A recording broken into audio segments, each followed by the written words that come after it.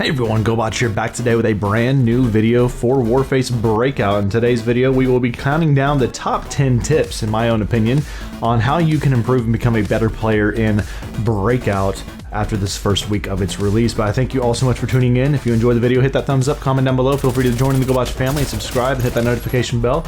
But without further ado, let's jump in to the top 10 tips that may help you improve your gameplay in Warface Breakout.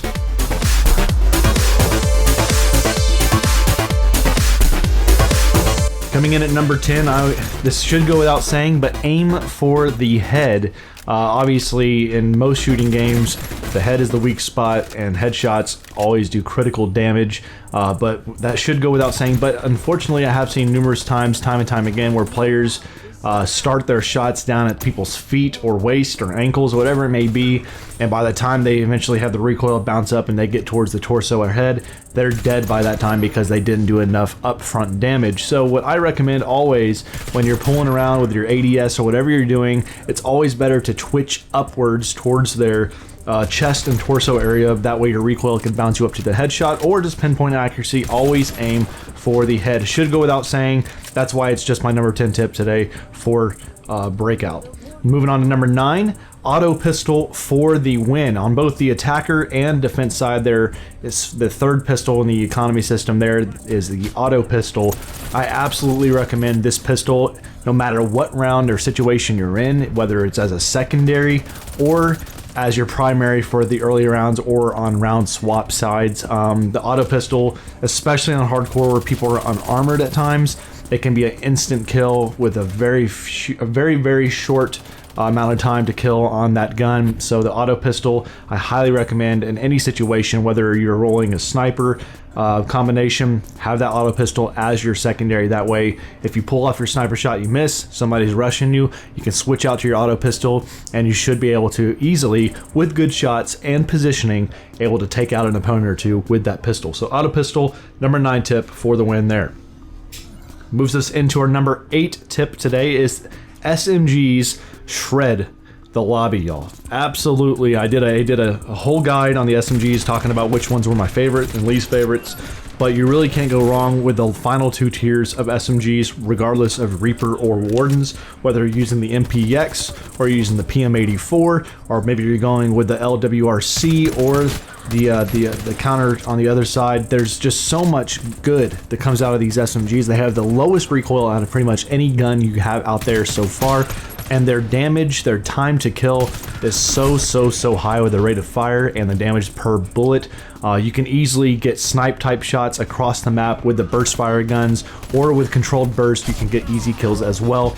Realistically, in my opinion, outside of a couple of the other guns in the whole game, SMGs are by far the best guns you can use across the board. So if you want to dominate the field and get really good with the gunplay, I recommend right now using any SMG that you're comfortable with. For me personally, I say the MPX or the PM84. So SMGs completely shred every lobby you can be in as long as you're good with the gunplay and map knowledge. So number 8 tip, use those SMGs, y'all. That moves us into number 7 tip, and that is be aware of your economy, y'all. Again, at the beginning of every round, you get some money that you can spend on equipment, gear, and your guns, of course. That helps you through your lobby. You need, better gear, the better equipped you are to take on your opponents. But it's also very important, y'all, to be aware of your economic situation with what credits you have available to you, because let's say you win rounds 1 and 2 and then you lose the next 3 rounds, you're probably going to have lower credits than that of your opponents at that time. So what may end up happening, what may be a strategy that you need to do that you do in the CSGO or the Valorant type games, it may be beneficial to you to actually lose a round or go with a no-buy round. Maybe you just go out there with a generic pistol and maybe a tactical like flashbang or something like that. So you're saving that round, you're not spending. And then if you lose that round, so be it, you saved, now you can buy your full gear loadout for the next round. Or if you happen to win, great, you get even more credits, and now you can buy everything you wanted for that next round. So always be aware of your economic situation with what credits you have available to you, because in more cases than not, I've seen teams lose matches and even myself struggle at times, because maybe you're spending to the point where you have 0 credits, and if you die that round, then you're starting with the bare minimum credits, and you can't get all the gear you want, especially in hardcore. And that can be the difference between having a match flip and you lose, or having a really bad time overall in the match. So be aware of that economic situation in your credits. Sometimes it is better to save on rounds and lose than it is to spend all out and have very little left over going forward. Number 6 tip I have is, when in doubt, y'all, let the time just run out. I don't know how many times I've seen in situations, y'all, and I've been guilty of this myself, but I'm learning it slowly but surely. It is so important, y'all. Let's say you're in a 1v4 situation. They've just planted the bomb, and you have no hope of winning that match. Maybe there's 15 seconds, 20 seconds left. The music's gearing up. That means the countdown is on for you to get that defuse and win that round for your team. But you're up against the odds. You're up against 4 other opponents, and maybe you pick off 1 or 2. But you know there's no chance you can get that pick, and you can't get that defuse. Okay? There is nothing wrong with you saving your gear, saving your health, saving your helmet, your ballistic vest, your primary, secondary weapons, all of that, and going with a loss that round. And then that way, if you do lose that round but you don't die, you get to carry all of that gear, all of your armor, your tactical, your all of that stuff, your weapons. You get to carry all of that with you into the next round following. I don't know how many times I've seen it, y'all, where I've seen players have no chance of winning the round. They go in there willy-nilly, run in there like a madman, and they get killed with no chance to win the round. And now, maybe they had the MPX combination they went with, all armor, maybe they had a frag and a flashbang, but now they died. All of that is gone. All they have now is a basic pistol, and now they have to spend their economy, their credits, to buy all the gear they want. Instead, they probably should have played out the round, played it for time, and then see what happens, y'all. So, you know, just beware of that. Sometimes it's better to lose a round, save your gear, that way you're ready for the next round. All right, moving on to our number 5 tip, and this is a map thing, map to map, and this is hold long angles, y'all. Regardless of what map you're on, be aware of your map knowledge. You need to learn the maps when you can and how you can. Be aware of where certain spots are where people can be peeking from or hiding. And it's very important, y'all, to be aware of long corridors where you can see from site to site. Hold those long angles, y'all, and pick off opponents left and right. If you hold those long angles, you're going to be very successful, not only as a player of this game, but helping your team to get wins. And that will go a long way for you once competitive play does come with ranked, whenever that comes in Season 1. So map knowledge and holding long angles is a true fire away, y'all, to being a really good competitor in this video game for Breakout and helping your teammates going forward. Moving on to tip number 4, we have know when to push and when not to. I've seen it time and time again. Players come into this game on console, especially. They come in and they think this game is Call of Duty, where you could just run and gun and jump and run and all this stuff, and it ends up more often than not costing them their life in the game. And then, as a byproduct of that, your teammate fails. You lose the game unless you just have really good guys that can carry. It's more often than not, it's important to slow play a map.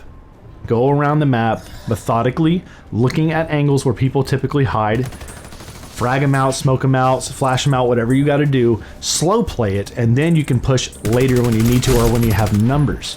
Now, you need to learn throughout your gameplay. Maybe this is a good area where you can push, but if you're going to rush, you need to rush typically with a good coordination with your teammates. So you need to learn in this game, if you want to be successful, learn how to push when you should and when you should not. More often than not, y'all, slow playing with methodical movement and map knowledge will help you be successful regardless of the map or situation you're in.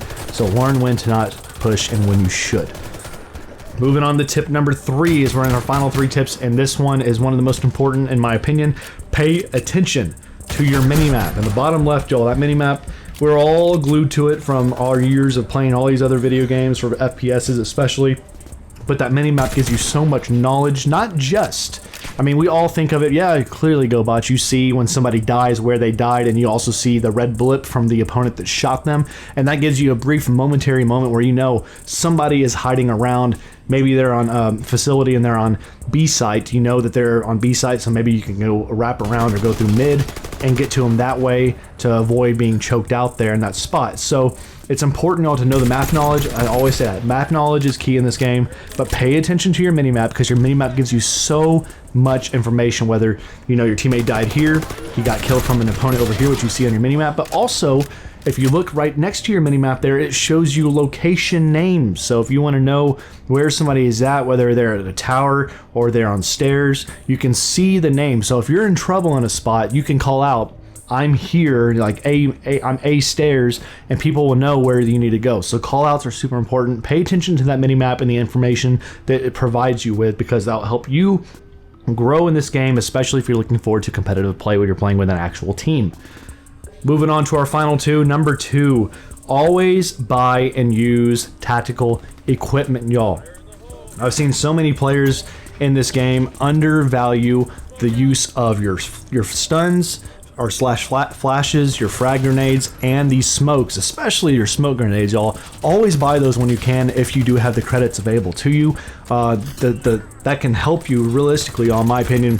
Good map knowledge and knowing when to use and how to use those tactical equipment can be the difference between you being successful in an odd rush or maybe you're in a push situation where maybe you're down 2 to 4 and you're trying to survive as that round and maybe get the win. Good map knowledge and knowing when to use that tactical equipment can throw that match in your favor now. Okay, situation of that would be maybe you're trying to get a plant off on city on A. Well, your teammate may have a smoke. Maybe he could smoke out A site. You can flash it over there, make sure there's nobody there. If there is, pick them with the flash.